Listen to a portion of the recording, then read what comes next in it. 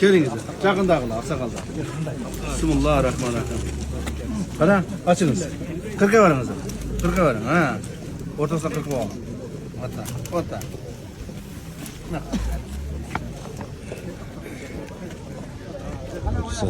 Kızılsengir ayarında canlı keçi futbol ayançası açıldı. Açılışka hazır.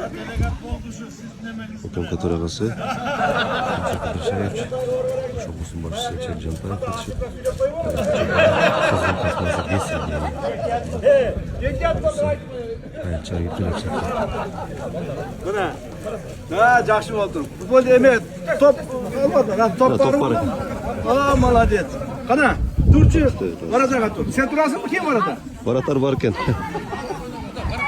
Oy. Et kal. Burada şuraya. El akırı da getiriyor. Makuru mu?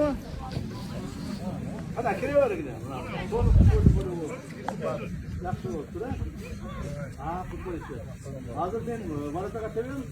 Varmayız. Ada ki oynayıverirler ha. Kana oğlum durdun mu? Ama жақсылап qara. Qırma. Gir ketdi. Minimalizm deydi bunu. Qara ya. Молодец. 1-1 olduk. Üçüncüsünü görüyoruz yani. Birin 10 but bilen teptim, birin sol but bilen teptim. Ha yani üçüncüsü kara. Takırın kara. Vay ya.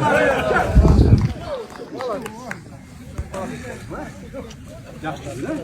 Yaxşı demek. Bakın mı? Mana. Hoppa.